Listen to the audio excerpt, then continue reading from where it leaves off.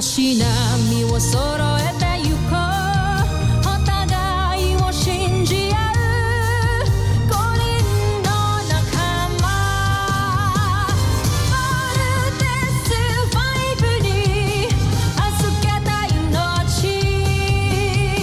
飛ぶぜ宇宙の果てまでもみんなの笑顔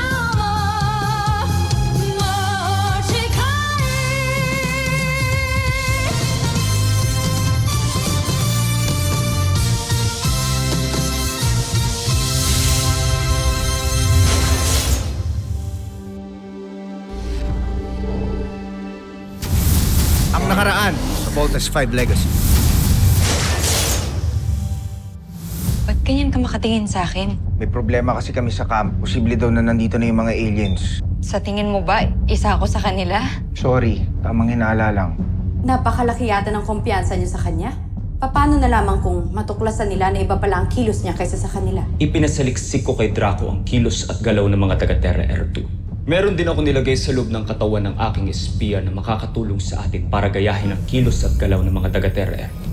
Tuluyan na nating malilinlang si Voltes 5. Aalis na ako sa team. Di ba nag-usap na tayo? Useless na ako sa team. Pinipilit ko na lang yung sarili ko dito. Are you doing this because of Judy? Ginagawa ko to para sa sarili ko.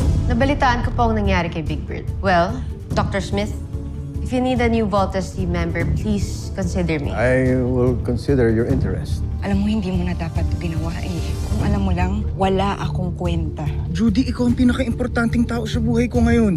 Hindi ko kaya mawala ka. Bakit ka andito? Mahal na prinsipe, hindi ko na kayang pinapagawa ninyo. Nakukonsensya na ako. Sige, umatras ka. Kapalit ng buhay ng kapatid mo. Egbert, huli ka na dito sa kampang. Training pa tayo eh. Lalabas namin sa Voltes 5 bukas. Ngayon, wala namang ibang piloto ng Volt Panzer. Ikaw lang eh. You deserve to be one of us. Judy! I'm back. Naiwan ko yung phone ko. Kasama ka sa Voltes team?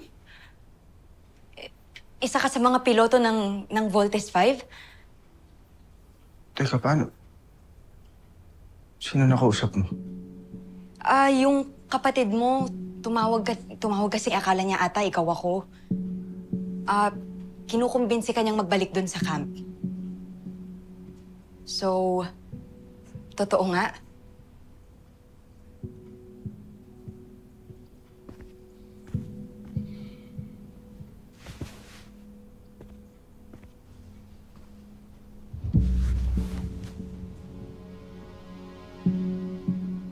Judy, pinagkakatiwalaan kita.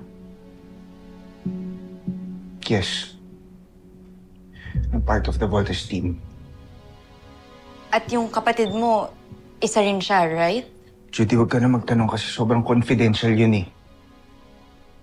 Tsaka, nakapag-isip na rin ako. Nagbago na yung isip ko.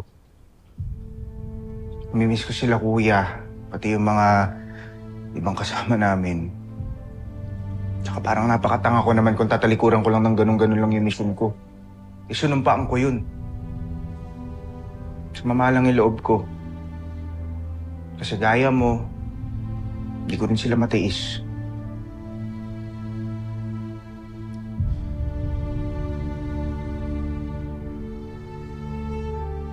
Basta, promise mo sa akin na walang makakaalam ng nalaman mo, okay?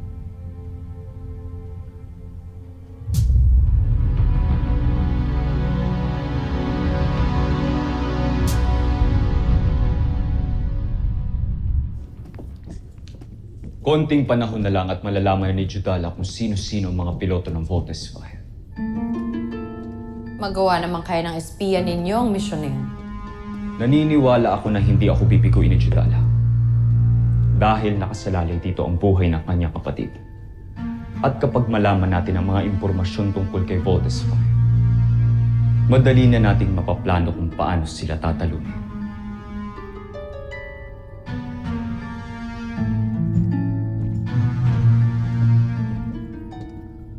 Sergeant Edwards, Meron akong mission na pagagawa sa'yo. Gusto kong gawa ng background check ng girlfriend ni Big Bird. Si Judy. Maaari ko bang malaman ng inyong concern, Dr. Smith? It's a matter of security, Sergeant Major. Okay, Dr. Smith, we'll do that. Any other information na pwede namin magamit? Narito siya isang araw kasama si Big Bird. Gusto kong kunin mo lahat ang CCTV footage ng araw na yan para maskan natin. Makilala ko kung sino talaga siya. Copy that, Dr. Smith. Let's go.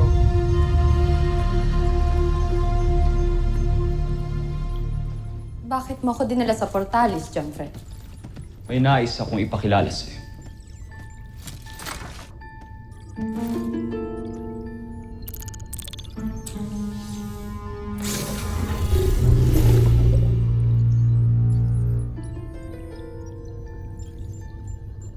Siya ang aking espiya, Sandra. Si Judala. Ikinagagalak ko kayong makilala, General Sandra. Ganon rin kayo, mahal na prinsipe. Kinagagalak kong makaharap kayong muli.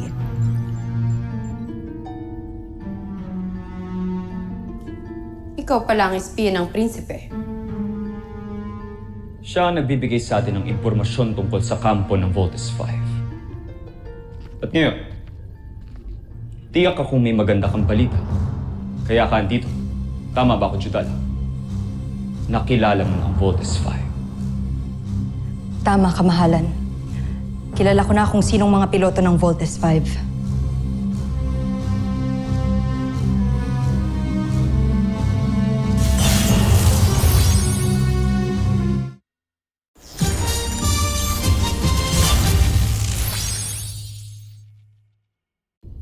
Bakit ka nakatingin lang sa akin? Sabihin mo, sino-sino ang mga piloto ng Voltes 5? Makikita ninyo ngayon, kamahalan.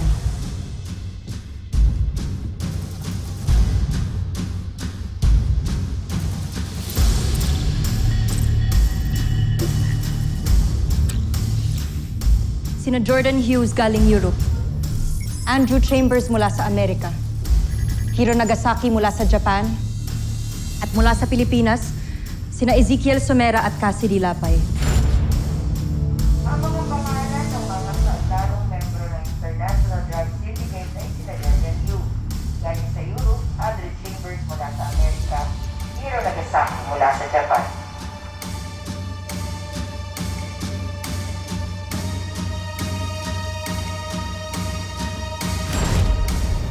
Sila ang mga piloto ng Voltes 5. Ano ito? Mga pangalan? Ano magagawa natin sa pangalan? Nasaan ang mga itsura nila? Nais kong makita. Wala akong nakuha. Mga pangalan lang nila ang dala ko, kamahalan. Walang kwenta. Hindi maaari to. Kung inaakala mo makakalaya ang kapatid mo dahil sa mga palang ang binigay mo, nagkakamali ka. Bumalik ka doon. Kilalanin mo sila. Gusto kong makita ang mga itsura nila. At huwag kang babalik dito nang hindi mo nagagawang pinapagawa ko sa'yo. Ano pang hinihintay mo? Sundin mo ang utos ng aking prinsipe. Umalis ka na, alipin. Masusunod, General Sandra. Jomfre.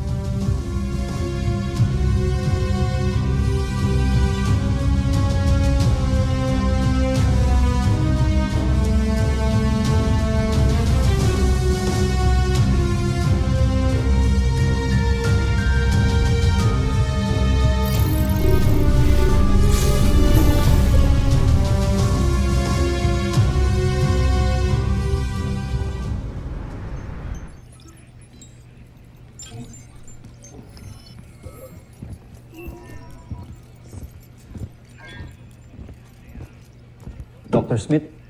Alice, please join me. Dr. Smith, mission accomplished. Ano ang nalaman niyo tungkol kay Judy? Walang nakitang record kay Judy, Dr. Smith. Sinubukan niyo bang tignan ang data ng ibang ahensya?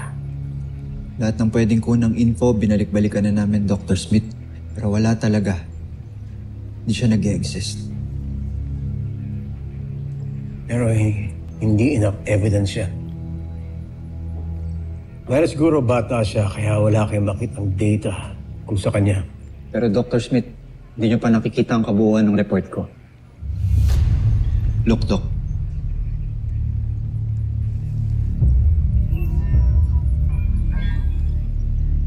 Ano bang gusto mong tignan ko dito? This doctor, hindi ko alam kung ito ba ay anomalya, pero Walang anomalya. Nakakita na ako dati ng ganyang rehistro sa biothermal scan. Ano nakita mo sa scan? Totoo ba sa report na he's an alien? Ready na ang result. Tignan mo ang kanyang bioscan at ang thermal scan ng isang human being. Your bioscan compared to a human scan is totally different.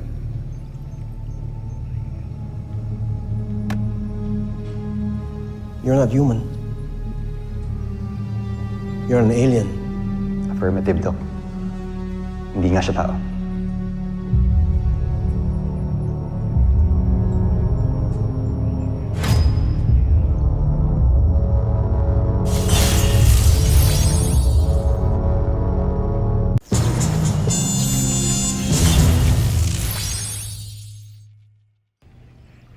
Dr. Smith, okay lang ba kayo? Doc, Ah, yes. so, going back, Doc, saan niyo nakita yung biothermal scan na nabanggit niyo kanina? Thank you very much, Sergeant Major. Napakalaking tulong yan. Pero, Doc, may napansin pa po ako. Yung biothermal scan ni Steve and Bert Armstrong. Parang iba din po. Yan ang anomalya. Doon kayo nagkamali. Pero, Doc,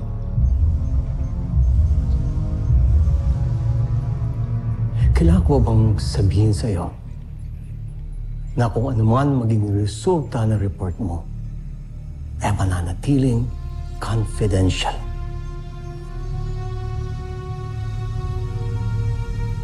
Sergeant Major? yes, Doc, confidential po lahat. Good.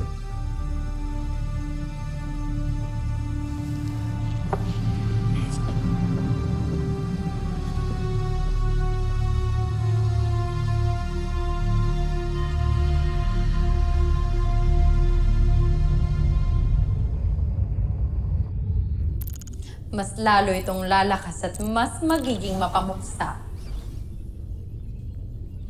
Higit pa doon, General Zandra.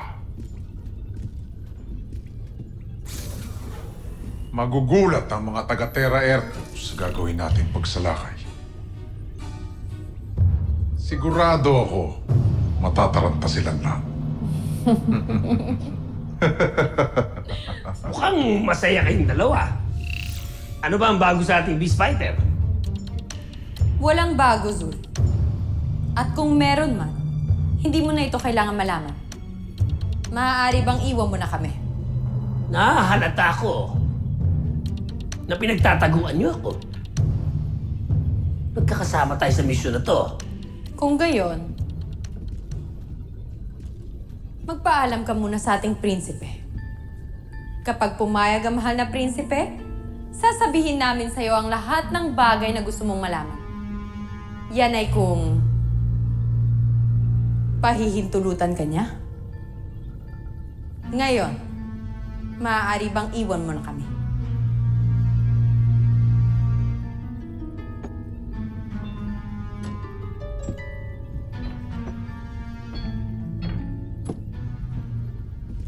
Teka lang. Mas maaari yatang iwan niyo ko. Kahit laboratorio ko to eh.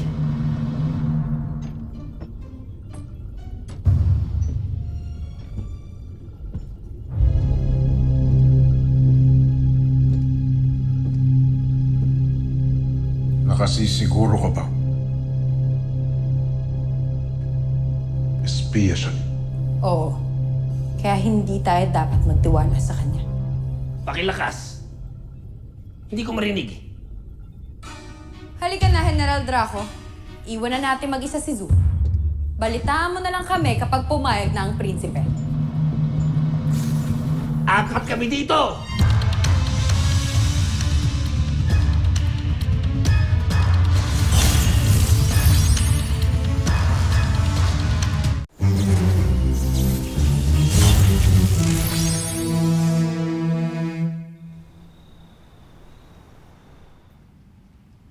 Justralov nung Teb.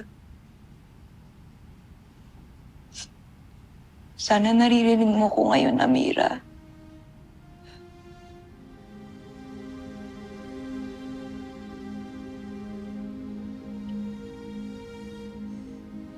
Gagawin ko lahat para maligtas kita. Pero hindi ko na magagawang may masaktan pa o may madamay pang ibang tao.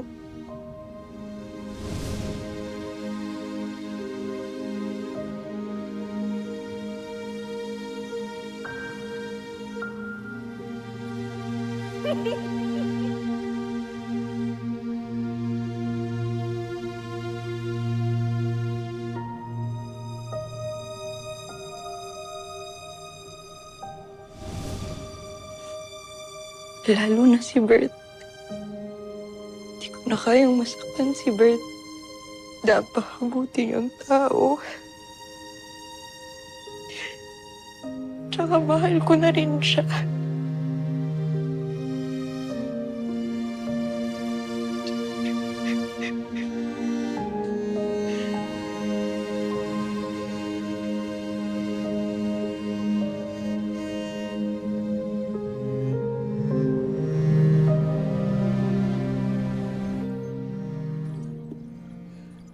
Big Bert, I'm sorry pero hindi na kita pwedeng payagan makipagkita pa kay Judy. Sinasabi ko na nga, be. Dr. Smith, dahil sa kanya kaya ako bumalik sa Voltes team. Tapos ngayon po sasabihin niyo na umiwas ako sa kanya? Wala po akong nakikitang rason para umiwas sa kanya. Mabait ho siyang tao. Mahal niya ako. Tsaka nagkamali, Big Bird. Anong mali doon? Maling mahalin ako ng tao? Mali maging mabuting tao?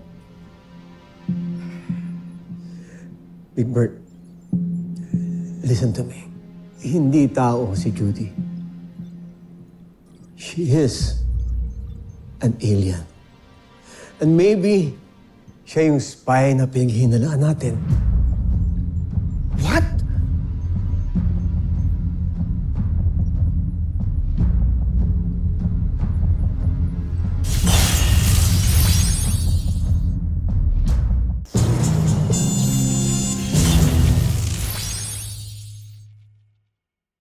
Ganyan na po ba kayo kadesperado para lang magstay ako dito sa camp? Kaninong idea to? Kay Kuya Steve? Sa inyo po? O baka naman po kay Little John? This is not a joke. Doctor. Tignan mo to.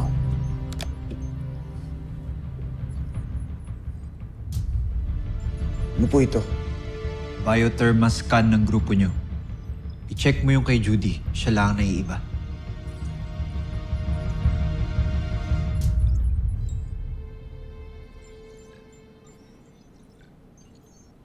Because she's not human. She's something else. She is an alien. Sigurado ko dyan.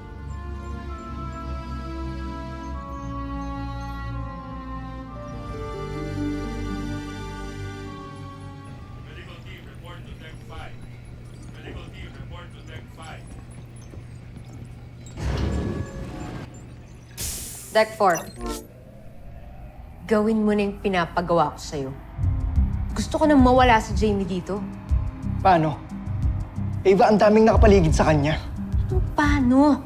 Diskartehan mo. Gawin mo ng paraan yan.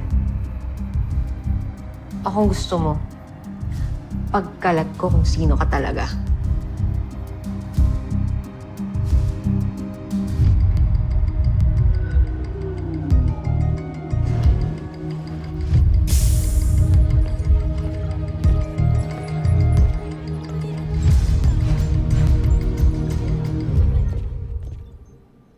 No. Hindi. Hindi po totoo yan. May glitch lang po yung scanners. Tignan niyo po. Iba rin yung scan naming dalawa ni Steve compared kay Mark and Jamie. So ano po ibig sabihin nun? Normal kayo sa akin. Pero hindi kayong issue. Si Judy. She is an alien. Believe me. Yung damit ho, baka po sa damit, kaya po iba yung scan sa kanya. And besides, hindi po tayo sigurado kung alien ho talaga siya agad. She is an alien. Ano po akong maniniwala? May reference ba tayo na ganito talaga yung itsura ng mga alien sa thermoscan? Wala naman po tayong ibang nakikitang alien. Meron. Alam ko. Ha? Saan po? Sino siya? Hindi ko na kailangan sabihin sa'yo kung sino. Pero kilala ko siya. Kilala siya namin ni Mary Ann, ng mama mo. Many years back, siya ang naging dahilan kung bakit itinago tong camp. Dahil darating ang mga kauli niya to invade planet Earth. Kaya alam ko kung itsura ng biothermoscan ng isang alien, isang Buzinian. And Judy is a Buzinian.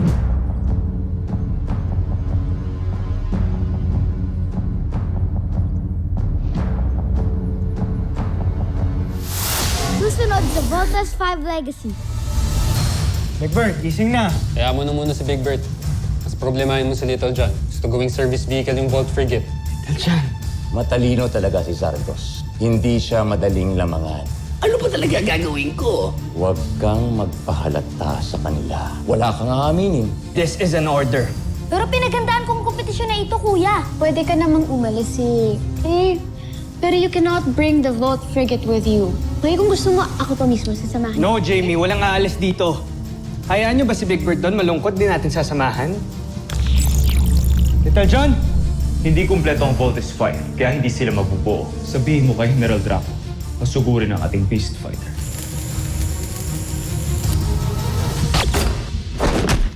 Sugod! Tandaan mo, hindi na tayo maaaring matalo pang muli.